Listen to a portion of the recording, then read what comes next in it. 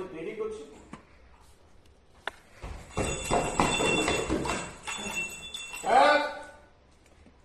ওসব থাক, এখন আমি ওসব নিয়ে কি করব? ডাক্তার শহরে চলে গেছে, ওর কি প্রয়োজন আছে? মতো দায়িত্ব জ্ঞানহীন মানুষ যদি কোথাও কাজ করে না, তাহলে তো সবকিছু গেল। এতক্ষণে এসেছিস তুই চিঠি নিয়ে কথায় আছে না, ক্ষমতা যদি থাকে তবে ভয় ভয়কে ভয় পায়। বল আজকে দেরি হলো কেন? বল আজ তো দেরি হলো কেন? আর কোনদিন দেরি হবে না। আজ দেরি হলো কেন সেটা সময় আগে বল।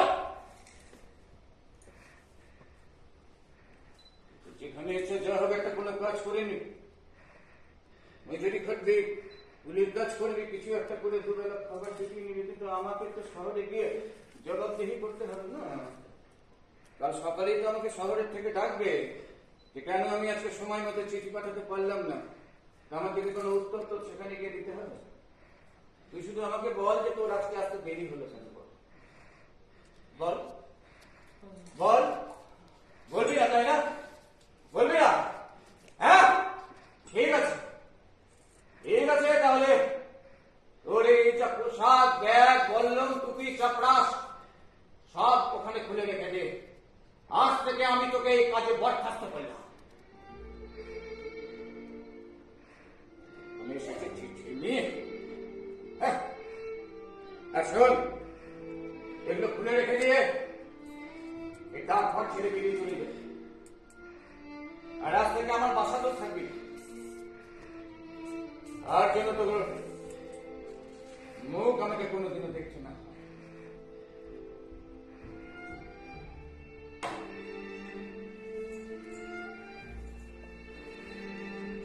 আমার চোখের সঙ্গে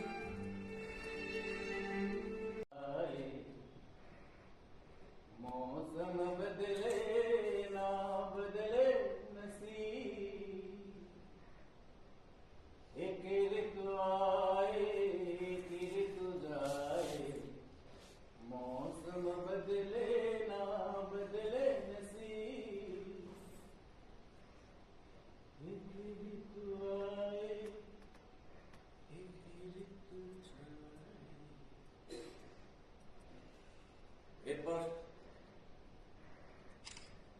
এরপর আমার হাত ধরে বাড়ির দরজা পর্যন্ত পৌঁছে, বাড়িটা ঢুকতে গিয়ে দেখি আটার ঝুড়িটা ওই বাড়ির দরজাতে পড়ে আছে।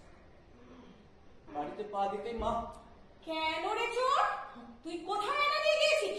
চুরি দিতে শুরু হয়েছে? বল কোথায় আটা দিয়ে গিয়েছিস, বল, নাহলে তোর পিঠের সব চামড়া খুলে ফেলবো। বল বল বল। আমি আটা নিয়ে যাইনি মা, আমি চুরি করি। আবার মিথ্যে কথা বলছিস? তুই আটা বের করিস? তাকিয়ে দেখ উঠোন জুড়ে কত আটা ছড়িয়ে আছে, বাইরে বাইরে পর্যন্ত বেরিয়ে গেছে। আজ তোর একদিন কি আমার একদিন, আজ তোকে মেরে খেয়ে।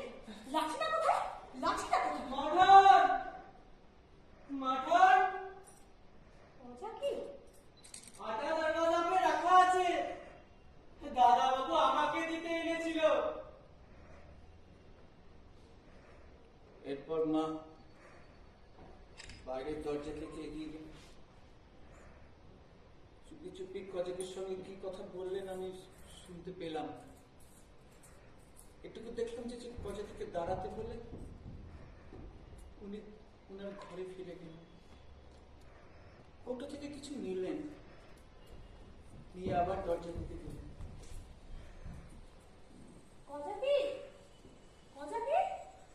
মা, ও মনে হয় চলে গেছে, আমি ওকে ডেকে নিয়ে আসবো। মা, তুই এই অন্ধকারে কোথায় যাবি? এই মাত্র এখানেই দাঁড়িয়েছিল, বললাম এখানে থাক, আমি আসছি। আটাটাও নিয়ে গেল। আর তোকেও বলি কজাটিকে একটু আটা দিবি, তা তুই আমি জিজ্ঞেস করে দিলি না কেন? আমি কি কজাটিকে একটু আটাও দিতাম না?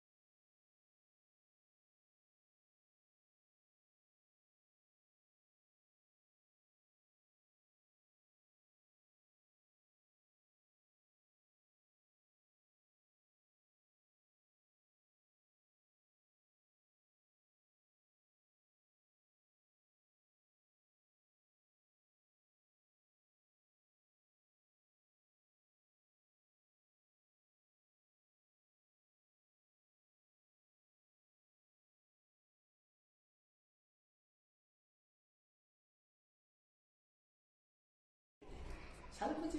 তুই কি কজাকে বউ? হ্যাঁ গিন্নিমা, কজাকে আজকাল কি করছে রে? আসলে গিন্নিমা, ও শেষ যেদিন আপনাদের বাড়িতে এসেছিল সেদিন থেকে ও বহুত বিমার আছে। সারাদিন বিছানায় শুয়ে খালি দাদা বাবু আর দাদা বাবু। তবিয়ত ঠিক নেই ওর গিন্নিমা। ওর গান পড়ে আছে। মাঝে মাঝেই না ও কিছু না বলেও দরওয়াজার দিকে ছুটে যাবে।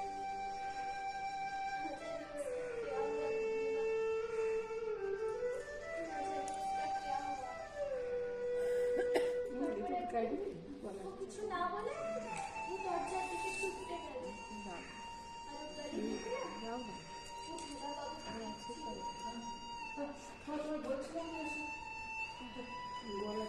দাদাবাবু যেই ওকে দেখে ফেলল ও ওখান থেকে পালিয়ে গেল। ঘরে কিছু খাবার দাবার আছে তো? হ্যাঁ গিন্নিমা, আপনাদের আশীর্বাদ আছে তো দুবেলা খাবার জুটেই যাচ্ছে।